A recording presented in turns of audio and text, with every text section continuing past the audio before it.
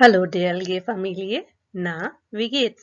आज की वीडियो में हम एक एग्जाम का पार्ट सॉल्व करेंगे जो कि होगा Goethe Zertifikat A2 का Hören Teil 1. So, los geht's! जी, तो इस वीडियो में प्ले की जाने वाली ऑडियोज और उससे रिलेटेड टास्क ली गई हैं गोएथे इंस्टीट्यूट की वेबसाइट से, जिसका लिंक मैं डिस्क्रिप्शन बॉक्स में दे दूंगी। वैसे तो Hören A2 में 4 पार्ट्स होते हैं, लेकिन इस वीडियो में हम जस्ट फर्स्ट पार्ट को सॉल्व करके देखेंगे। और अगर आपको इस पार्ट से रिलेटेड टिप्स और ओवरव्यू चाहिए तो एक और वीडियो मैंने बनाई हुई है, उसको भी आप चेक कर सकते हैं। Hören Teil 1 की Instructions देख लेते हैं। Sie hören 5 kurze Texte. Sie hören jeden Text zweimal. Wählen Sie für die Aufgaben 1 bis 5 die richtige Lösung. A, B oder C. तो इससे आपको पता चला कि आपको 5 ऑडियो सुनाई जाएंगी जो कि दो बार प्ले की जाएंगी और इसमें आपने मल्टीपल चॉइस क्वेश्चंस को आंसर करना है। लेकिन टास्क सॉल्व करने से पहले आपको बहुत इंपॉर्टेंट बात बता दूं कि मैं इस वीडियो में सारी ऑडियोज को एक बार प्ले करूंगी। अगर आप चाहते हैं कि आप उसको रिपीट में सुने तो आप वीडियो को पॉज करके प्ले करके दोबारा सुन सकते हैं। तो दूसरी बात यह है कि मैं आपको सजेस्ट करूंगी डेफिनेटली कि आप पेन और पेपर साथ में लेकर बैठें और हम ये मिलकर सॉल्व करते हैं। तो आइए चलते हैं फिर फर्स्ट टास्क की तरफ। Wo kann man noch parken? Am Bahnhof, am Einkaufszentrum, bei der Olympiahalle। यहाँ आप देख रहे होंगे कि मैंने 2 वर्ड्स को अंडरलाइन किया है। जब भी आप लिसनिंग टास्क को सॉल्व करें तो उनके क्वेश्चन वर्ड्स को गौर से देखें, क्योंकि उन्हीं पर डिपेंड करता है आपका आंसर। सेकंड ये कि आपको जो भी इंपॉर्टेंट वर्ड्स लगते हैं जल्दी से उनको अंडरलाइन कर लिया करें ताकि आपको लिसनिंग में हेल्प मिले। तो आप थोड़ी ही देर में आप इसकी ऑडियो सुनेंगे और कोशिश कीजिएगा कि साथ ही आंसर मार्क कर लें।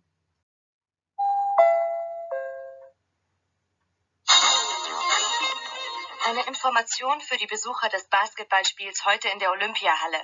Die Parkplätze in der Nähe sind schon besetzt. Im Parkhaus am Einkaufszentrum gibt es noch freie Plätze. Besucher von außerhalb sollten nicht mit dem Auto kommen. Nehmen Sie die Bahn. Vom Hauptbahnhof gibt es kostenlose Busse zur Olympiahalle. I know कि ये एक announcement का format था और काफी तेज तेज वो बोल रही थी, लेकिन अब आपको पता है कि लेवल A2 है तो आपको इस स्पीड को थोड़ा सा यूज टू करना पड़ेगा अपने कानों को समझने के लिए। अगर आपको ये मुश्किल लगी है तो काइंडली वीडियो रिपीट करके दोबारा सुन लें, वरना हम चलते हैं इसकी सोल्यूशन की तरफ। आपका करेक्ट आंसर था बे। और इंटरेस्टिंगली हमेशा की तरह जैसे कि एग्जाम में ट्रिक किया जाता है, हमें तीनों ऑप्शंस बोली हैं बीबी ने, लेकिन इंटरेस्टिंगली ओलंपिया हाल में हो रहा था बास्केटबॉल का गेम, जिसके पास की सारी पार्किंग लॉट्स फुल थी उसने कहा। फिर कहती है कि आप बानहोफ से बस लेकर आ सकते हैं, लेकिन कहती है कि आइनकाउफसेंट्रुम वाले, जो कि ये स्टेटमेंट वो यूज करती है कि वहां पर कुछ फ्री स्लॉट्स हैं गाड़ी पार्क करने के लिए। तो इस स्टेटमेंट में जो कि है im Parkhaus am Einkaufszentrum gibt es noch freie Plätze। अब यहाँ पर आप देखें पार्कन वर्ड इस्तेमाल नहीं हुआ जो कि आपकी टास्क में था, लेकिन पार्क हाउस फ्राए प्लेट्से, इससे आपको पता चल जाता है कि ऑप्शन बे ही करेक्ट है। Aufgabe 2 है Was soll Sabine nicht vergessen? Nicht बहुत इंपॉर्टेंट है और आपको पता है लिसनिंग में तो nicht और kein का बहुत ही ज्यादा यूज होता है और बहुत ही इंपॉर्टेंट होता है, क्योंकि इस पर आपके आंसर के करेक्ट या इनकरेक्ट होने के बहुत चांसेस होते हैं। तो इसकी ऑप्शंस हैं Das Geschenk, den Anzug, die Blumen। यहाँ आप थोड़ी ही देर में इसकी ऑडियो सुनेंगे और ऑडियो के फौरन बाद हम फिर उसके सोल्यूशन की तरफ चले जाएंगे।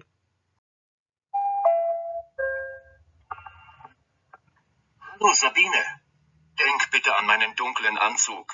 Du wolltest ihn doch aus der Reinigung abholen. Sonst weiß ich nicht, was ich bei Helenas Hochzeit morgen anziehen soll. Das Geschenk habe ich heute in der Mittagspause schon gekauft.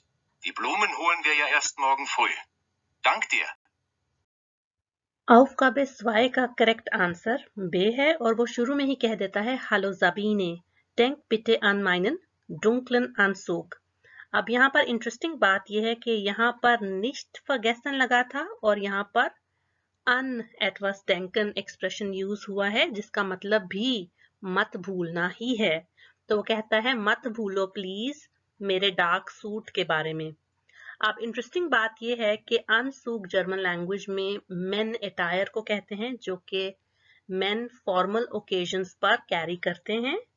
तो उसके बारे में वो उसको याद करवा रहा है। और अगर आपने ऑडियो ध्यान से सुनी थी तो मुझे बताइए कि ज़बीने ने उसका सूट कहाँ से पिक करना था। Aufgabe 3 है वो findet das Treffen statt? Am Bahnhof, im Büro, im hotel Leopold. तो चलिए फिर इसकी ऑडियो सुनते हैं। Guten Tag, Frau Meier. Ingrid Solms hier. Der Termin heute findet nicht in meinem Büro statt. Da ist ein Fehler in der Einladung. Ich habe im Hotel Leopold einen Raum reserviert.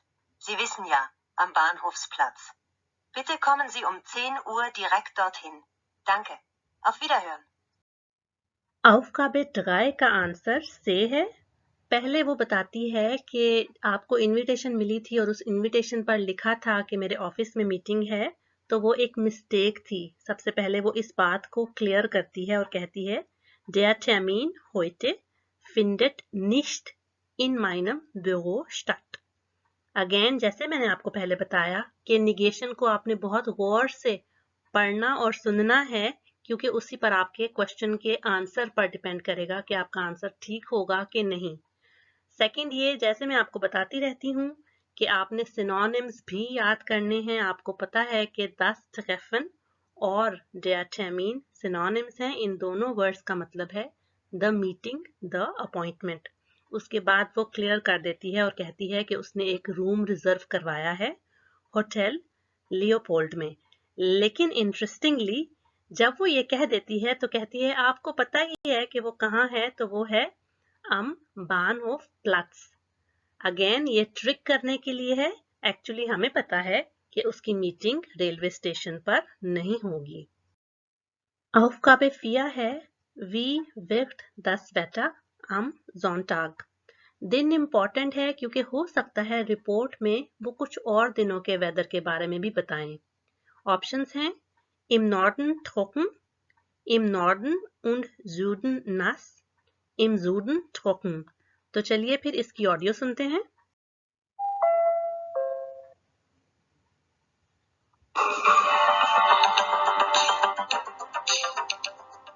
Nun zum Wetter. Am Wochenende ist es im Norden windig und bewölkt. Es regnet bei maximal 17 Grad. Im Süden am Samstag sonnig und warm bis 25 Grad. Am Sonntag kommt das kalte Regenwetter dann auch nach Süddeutschland. Die Temperaturen fallen auch hier auf unter 15 Grad. इस तरह की weather reports और announcements को सुनना और समझना थोड़ा सा ट्रिकी इसलिए हो जाता है क्योंकि इसमें इंफॉर्मेशन डिस्पर्स करके हमें दी जाती है। जैसे कि इस रिपोर्ट में वो कहता है Am Wochenende ist es im Norden windig und bewölkt. Es regnet bei maximal 17 Grad। उसके बाद वो कुछ और खबरें देता है वेदर की और फिर कहता है Am Sonntag kommt das kalte Regenwetter dann auch nach Süddeutschland। Again interestingly यहाँ पर उसने सिनोनिम्स ही यूज किए हैं। रिपोर्टर हमें कहता है रेगनवेटर, रेगनेट, नॉर्डन, Süddeutschland और ऊपर जस्ट हमें सिंपल उन्होंने बताई हुई थी डायरेक्शंस और एक वर्ड यूज किया था जो कि अनाउंसमेंट या रिपोर्ट में कहीं भी नहीं था और वो वर्ड है नास। नास कहते हैं वेट को। तो आपको पता है कि जब बारिश होती है तो वेटनेस तो सारी तरफ हो ही जाती है, तो इसलिए फिर ऑप्शन बी करेक्ट है। Die letzte Aufgabe ist, was sollen die Hörerinnen und Hörer tun? Den Namen des Sängers sagen, eine Konzertkarte kaufen, ein neues Lied singen। तो चलिए देखते हैं कि इसका कौन सा आंसर करेक्ट होगा ऑडियो सुनने के बाद।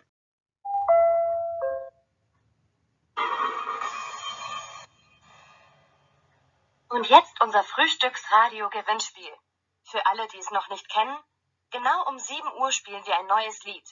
Wenn Sie wissen, wie der Sänger heißt, rufen Sie uns an. Es gibt tolle Preise zu gewinnen. T-Shirts, CDs oder eine Eintrittskarte für ein Konzert Ihrer Wahl. DJ कहती है कि बिल्कुल पूरे 5 बजे हम एक गाना चलाएंगे, नया गाना चलाएंगे, और अगर आपको पता है wie der Sänger heißt, rufen Sie uns an, तो उसके बाद आप कंपटीशन में पार्ट ले सकते हैं और अच्छे अच्छे प्राइजेस भी जीत सकते हैं।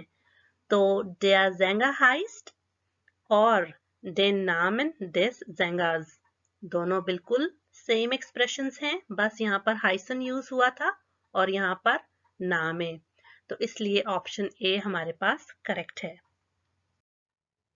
मेरी वीडियो देखने का बहुत शुक्रिया और उम्मीद करती हूँ कि इसने थोड़ी सी आपकी मदद की होगी ये समझने में कि किस तरह से हम एग्जाम में लिसनिंग टास्क को सॉल्व कर सकते हैं। अगर आप इस तरह की और वीडियोस देखना चाहते हैं जिसमें मैं आपके साथ मिलकर एग्जाम सॉल्व करूं, तो मुझे कमेंट सेक्शन में ज़रूर बताइए। ये चैनल मेरी वीडियोस आपकी हेल्प कर रहे हैं, तो इसको अपने लैंग्वेज लर्निंग फ्रेंड्स के साथ आप शेयर भी कर सकते हैं। मैं मिलती हूँ आपको नेक्स्ट वीडियो में।